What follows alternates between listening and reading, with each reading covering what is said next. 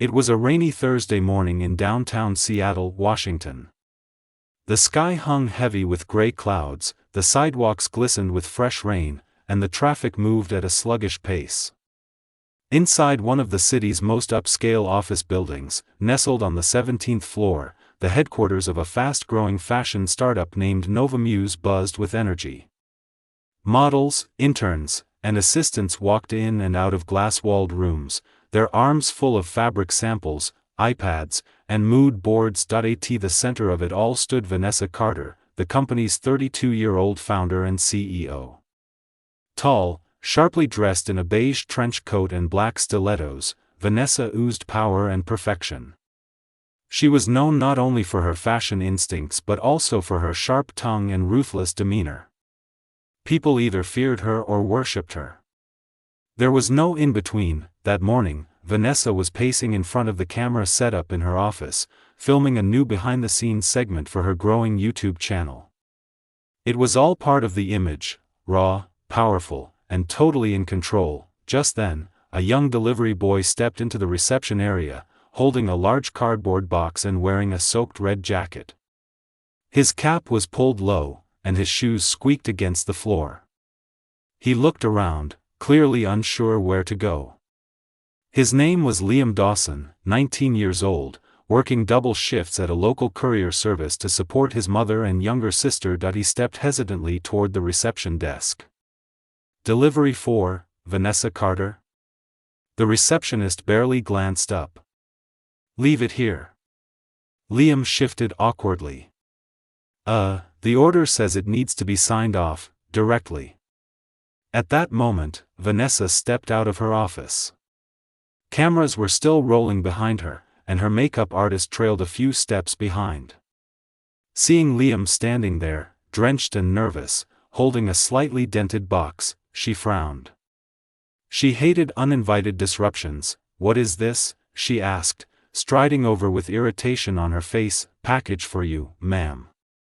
"From Vera Designs," Liam said, wiping his hand on his pants before offering her the digital pad for a signature. Vanessa snatched it, signed with a flick of her manicured nails, then eyed him from head to toe. "You're dripping all over my floor," she said loudly. "I'm really sorry, ma'am."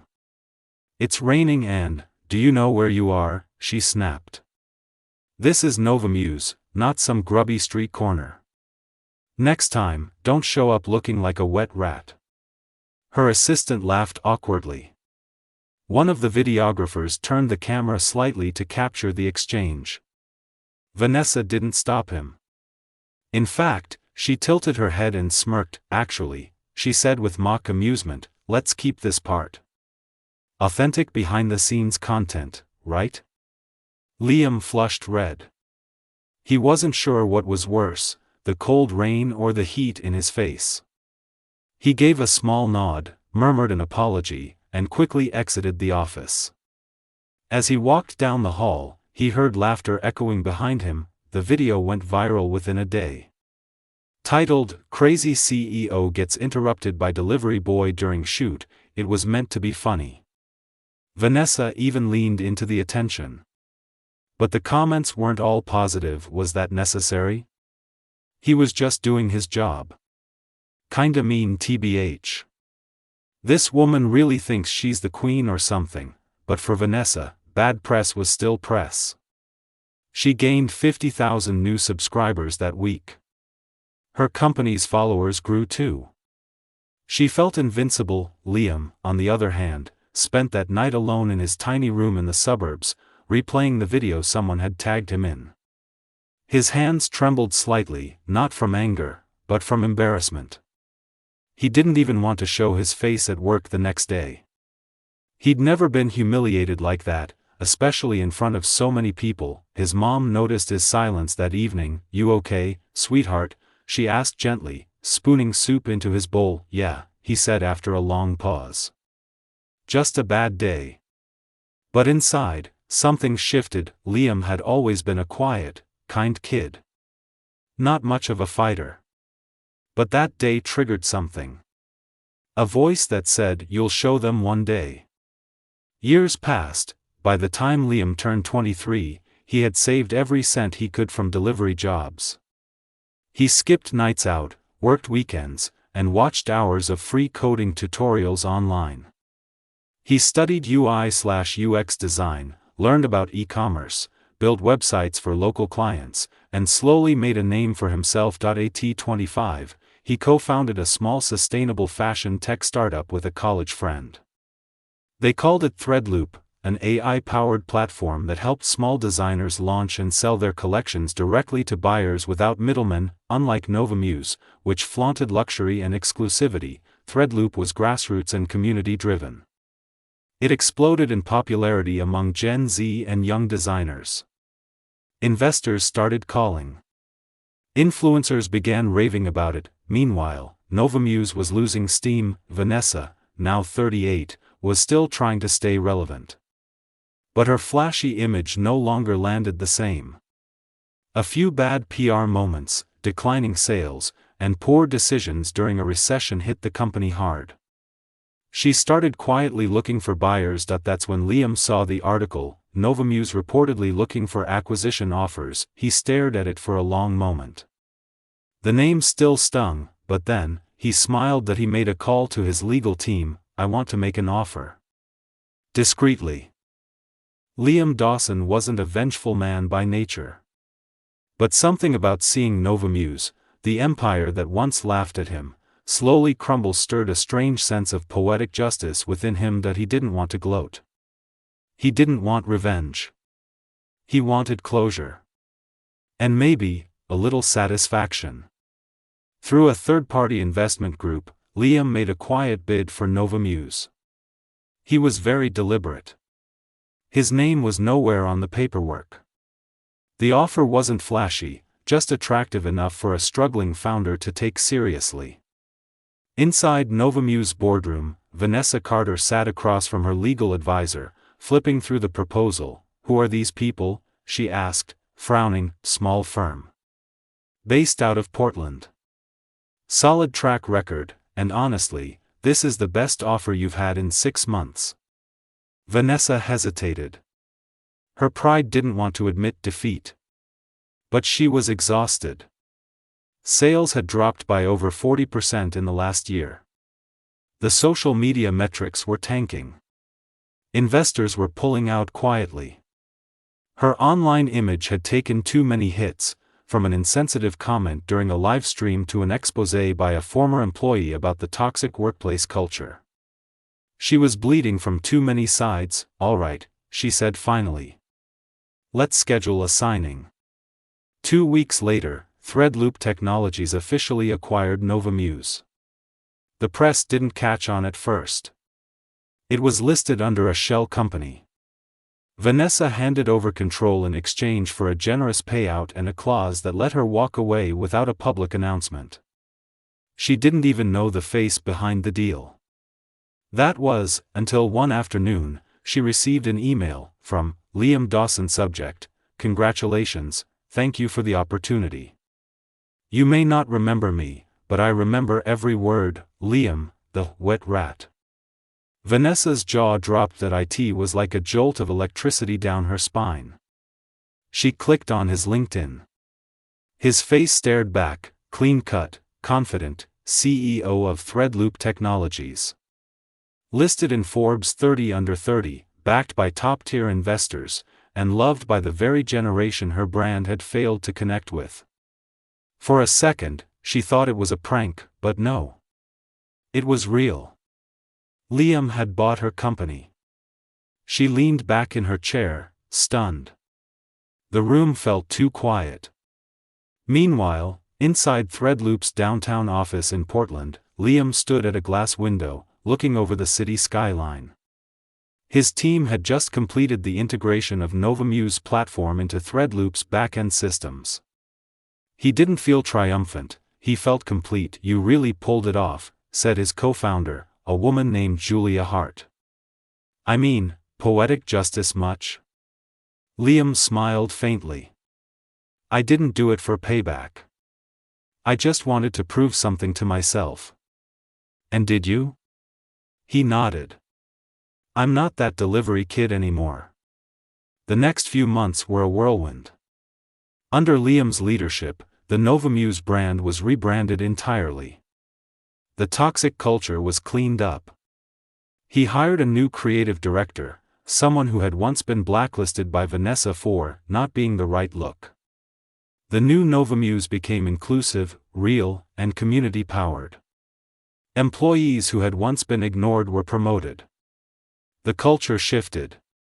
The numbers rebounded, and one day, a story popped up on LinkedIn: former delivery boy becomes CEO of the company that once humiliated him. The post went viral, people remembered the video, commenters flooded in, "This is that guy. I remember this clip. Man went from wet rat to top dog.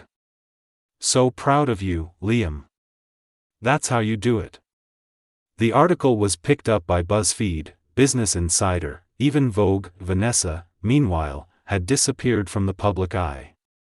She'd taken a step back from fashion altogether, moving to a quieter life in Palm Springs. Every now and then, she'd open Instagram and see Novamuse posts thriving under new leadership. Once, she considered reaching out to Liam, but she never did. Some silences are better left undisturbed. Back in Portland, Liam was hosting a mentorship session at a local college, telling his story to a group of business students. He kept it simple: "I didn't grow up rich. I didn't have connections. But I had drive. And I had a reason to wake up every day." One student raised her hand. "Do you think that moment, the humiliation, was necessary?" Liam paused. "I think every setback is a setup for something better," he said. "Sometimes, the worst days of your life are just redirections." The students nodded, scribbling notes. Liam walked out of the session, smiling to himself. He didn't need revenge.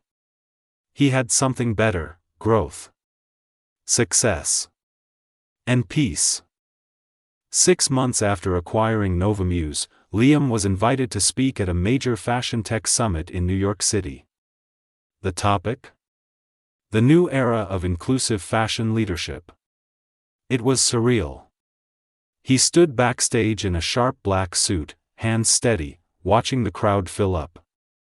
Top CEOs, fashion influencers, and media houses had come to hear his story, not because of what had happened to him, but because of what he did after. As his name was announced, a round of applause echoed through the auditorium. He walked on stage with quiet confidence. Flashbulbs. Cheers. Attention. Everything Vanessa once had, now it was his. He looked around the room, paused, and began. 5 years ago, I walked into a fashion office soaking wet. I was laughed at, mocked, and told I looked like a wet rat. Back then, I was just a delivery boy. Today, I run that company." The crowd gasped, some murmured, recognizing the viral clip from years ago, but this story isn't about revenge. It's about resilience. It's about what happens when you believe in yourself long enough for the world to catch up. The speech went viral. Overnight, Liam was the face of redemption. Not because he fought back, but because he built back. Meanwhile, in Palm Springs, Vanessa Carter watched the summit replay on YouTube, sitting alone in her minimalist villa. Her once busy phone now sat silent on the kitchen counter.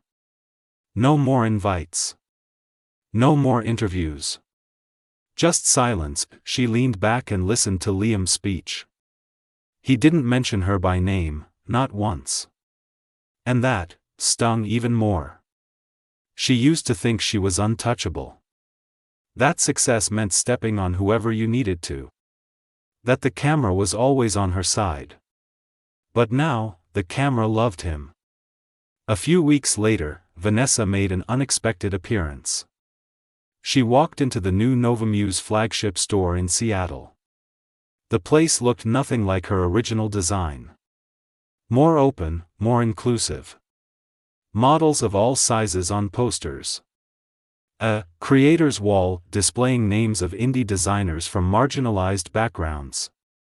She walked up to the front counter. The store manager didn't recognize her. "I helped start this company," Vanessa said softly, glancing around. The manager blinked. "Oh, wow. You're Vanessa Carter?" She nodded. The manager offered a smile but didn't say much. Just let her look around. Vanessa left quietly. She never returned. Back at Threadloop HQ, Liam sat in his glass-walled office. A letter had just arrived. No return address. Inside was a simple note: "I was wrong. You earned it, no apology. No excuses. Just that." Liam folded the note and tucked it in his drawer. He didn't need anything more. Fast forward, 2 years later, Novamuse, under Threadloop, had become the #1 ethical fashion brand in North America.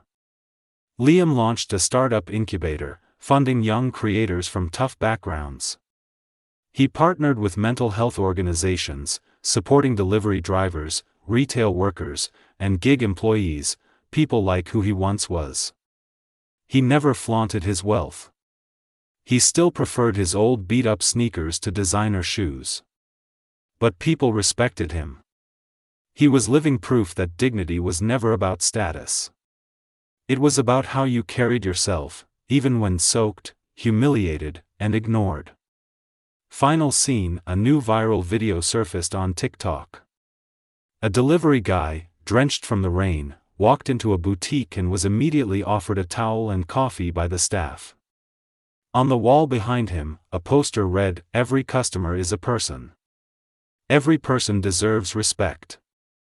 Liam Dawson, CEO. The caption read, "Look how far we've come."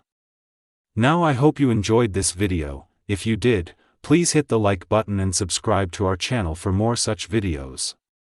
Thank you for watching.